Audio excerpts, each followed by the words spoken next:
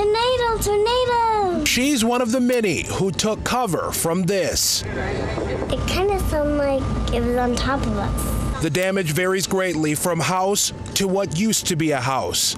Dexter, a town of about 4,000, rocked by a late afternoon twister. Pulled into the driveway right as the sirens were going off and just had a feeling that I needed to take this one seriously. Jennifer lives directly across the street from a home that was leveled, leaving only the family car that had been parked in a garage. Relatively speaking, the damage to her home is minor. A second-floor window is now smashed on the porch, but structurally, her home stands. And she and the 2 kids who took cover with her are safe. Yeah, dust came in my eyes. It just got really dark and really windy, and it just sounded like things were being pulled apart and thrown down, and just it was a couple minutes of dear Lord. Many neighbors, some with homes, some now without, surveyed the damage and started to pick up the pieces. Injury to people dodged, it seems. After a storm that rolled through Dexter, certainly not stopping for this, and not stopping for people's homes. Came home from church tonight and saw this and just went numb as I drove through this. Mommy and I were scared. The questions this town has go far beyond whether or not Sean Phillips is guilty or not. It's all about where is Kate and the hope that this trial might shed some light on that. It's a cloudy and windy day in Lakeshore's Ludington, and to some it seemed as though what became known as the Baby Kate case had all but blown over. Not too many people are talking about it anymore. Nearly a year had passed after all, and sadly but surely, Really, nothing's changed. It's still the same since day one. out there somewhere, a baby disappeared. Late last June, an Amber Alert for both dad and daughter gone. Short time later, they found him, but no sign of her. Only the clothes she was wearing in his pocket, police said. Days went by, weeks turned months, and what was front page news faded from the headlines. And from the table talk at the old Hamlin, touts home-cooked food, the oldest eatery in town, they say, run and owned by the same family now as the day they opened. They just didn't believe something like that could happen in a small town like this. It's a heartbreaking thing to see a family suffer because they've lost somebody, but they haven't really lost them. And they don't know where that person is. The trial is on and Baby Kate's back on the front page, but it's not like it was. Still, curiosity is piqued yet again. While there's no closure yet, there's hope that the trial gleans something. I'd like to see somebody that's put under oath finally reveal if this baby is still alive and where she is, and I just feel that somebody knows. In the town where police respond promptly to hear nuisance phone call complaints at popular restaurants, where food disappears, but people, much less babies, just don't. And hope faded is still much more than hope gone away. It's just such a strange mystery, so I'm just hoping that it's a happy ending, that they at least find out what happened. In Ludington, Leon Hendricks, 24-Hour News 8. Brian and Sue, good evening. About 150 people gathered. They walked about a mile in the cold with candles in their hands to this intersection, the scene of the murder, so close to downtown. In broad daylight it was when they say a good man was killed. I couldn't believe it was happening. It felt almost like a dream, like it wasn't really happening. That morning is a bit of a blur to the man who was out on business who happened to witness a murder. At that point, I jumped out of the car and ran over towards where the guy was in the ground. I was just talking to the guy and saying, "Come on, buddy, breathe. You can do it. You can make it." I've always kind of thought that if he might be able, it might help if he thought he could make it. But I don't think anything could have helped him at that point. He and a nurse were among the last to see Lance Byers alive. His killer disappeared into the day. But as much as society's evil seemed to play out here, its warm embrace has followed. It's so touching. It's just amazing to me. It's amazing, and I think Grand Rapids needs something like this. We need to see that there are people that will come out and in his memory. Hand-shielded candlesticks, many who gathered here were his co-workers. They started outside the Department of Human Services building where Byers was headed, where he worked on the second floor. And they walked, ending where his life was taken from him. Some never met the 42-year-old dad. It just breaks our hearts to think of him growing up without a father, Others hadn't seen him for years. Horrible, tragic, senseless thing to happen. It said he lived his life for her. At 2, she isn't likely to remember him. But they will, as a mystery remains who did this and why. The sentiment is similar. Just always making laughs, making jokes, talking about his girl, talking about his family. Just a real great guy. For those now honoring his life and the perfect stranger who tried to save it. It's such a horrible, useless thing that happened. I mean, over a very minor accident, apparently. Something like this, we really don't want it to happen again. In Grand Rapids, Leon Hendricks, 24-hour News 8. When questioned by Target 8, Kalamazoo police investigating the rape pointed the finger at the slow process of getting that DNA analyzed. Tonight, we went straight to the source, the lab responsible for sorting through the DNA evidence, to ask them what took so long. 24-hour News 8's Leon Hendricks is at the Michigan State Police Crime Lab with some answers tonight. Leon? Brian, good evening. Police tell us here that their goal for turnaround on DNA evidence is 30 days. Had that happened, Christopher Wallace would have been in jail before the murder even happened. But it didn't happen that way. Why? Boils down to a bare bones budget. I believe that if they would have had him in prison where he should have been, she would still be here. Police don't doubt, at least not now, that Christopher Wallace should have been in prison for a 2005 rape case, but they couldn't get him in the arms of the law until it was too late for her sister. Murdered, strangled in her own home, police said. Jennifer Phillips was 37. I don't think she gave up until she couldn't try anymore. The holdup was here, Kalamazoo police told us. The DNA was being checked for a match with the cold case rape. A report dated October 13th, almost 10 days before the murder, confirmed that he was their man. But there was still another step. Too late it was for Jenny. Michigan State Police tell us they shoot for 30 days on a DNA analysis. That is the goal. A goal not met in this case, overshot by more than 30 days more.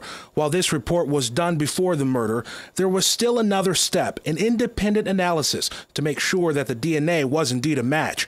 It's a critical step, the director says, to maintaining the integrity of the system that so many put so much faith into. We want to ensure that the public has confidence in that analysis because it is a powerful tool. Boils down to money, the lack thereof, and too few analyzing too much critical evidence. You can't spend money that you don't have. And what they didn't have may be a big part of who they don't have now. If somebody commits a crime, they need to do whatever they can do to find out right away that their DNA matches.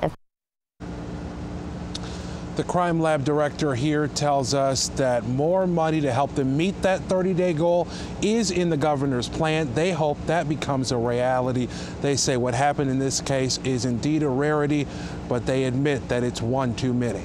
Reporting live in Grand Rapids tonight, Leon Hendricks, 24-hour News 8. There's no evidence. You know, how can you take from God, you know, and you preach? We all make mistakes. He made a mistake. The opinions are as different as the colors on the window stained glass panes. His name's on the sign, but at least for now, the pastor at Pilgrim Rest Missionary Baptist Church is out. Reverend Arthur Pearson Sr., barred from being on church property at all. And in the midst of everything on a gloomy Sunday morning, the sound of vibrant worship is heard, even from outside the church's walls. All seems normal. That is, until the police showed up. He has destroyed our church in 3.5 years.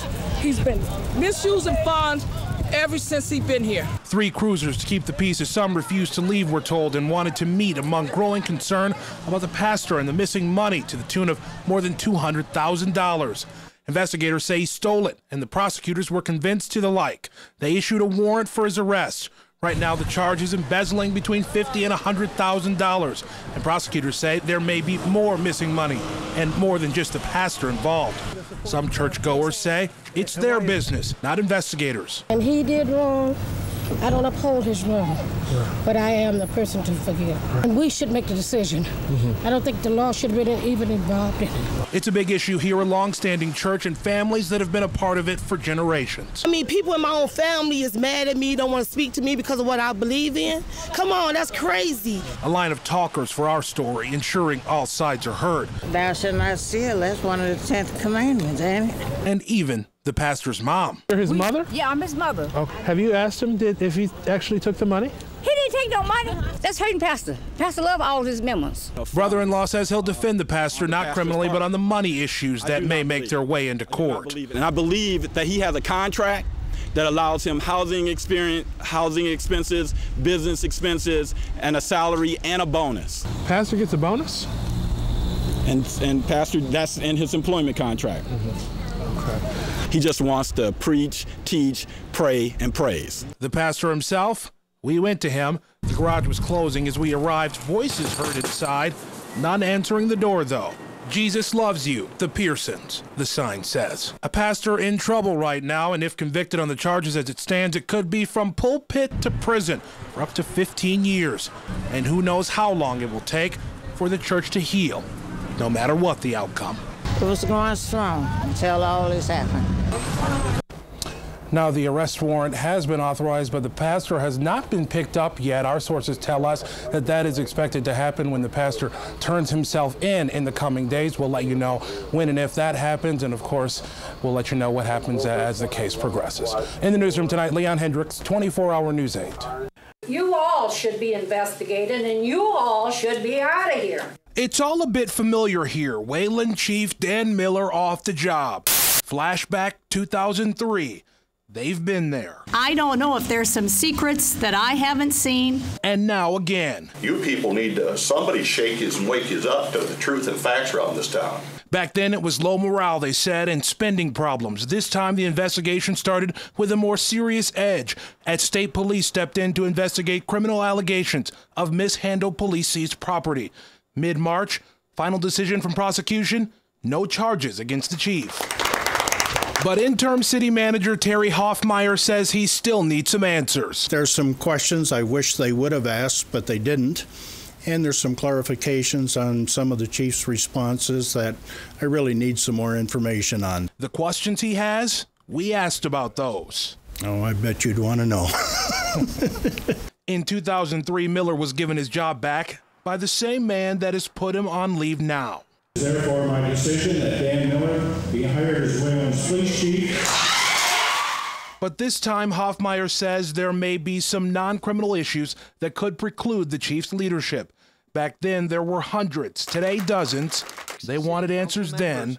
Resident after resident wanted to know how this could happen. And they want them now. When is he going to be put back on the job? He's an ambassador to us. The city says, just wait. Made a contact with the chief, asking to meet with him this week if at all possible. We'll go over those, and then hopefully shortly thereafter make a decision. Now, the city would not answer the crowd's questions directly. Among the many questions, how much money is this costing to continue to pay the chief while he remains on paid administrative leave as this investigation continues? At the live desk, Leon Hendricks, 24-Hour News 8. Yeah, I cared about him. I've been raising him for 40 years. It was no secret that a dog lover lived here. Front porch signs of Shih Tzu at play.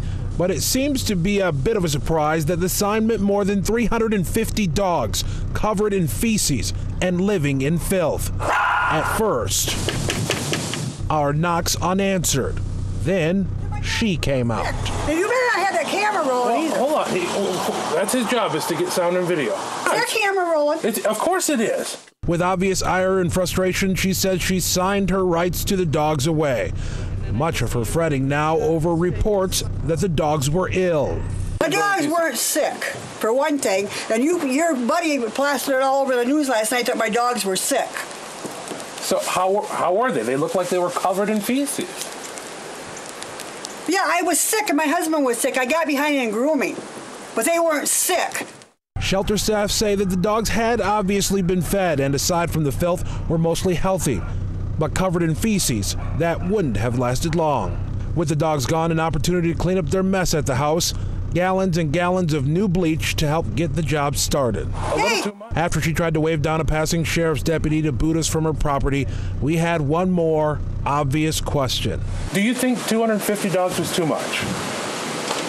Probably. Probably, as the fallout of one of the biggest, if not the biggest, animal seizures in this area's history continues to unfold. If that's on TV tonight, I will get a lawyer. Once the prosecutor gets the case, there's a chance she'll need one.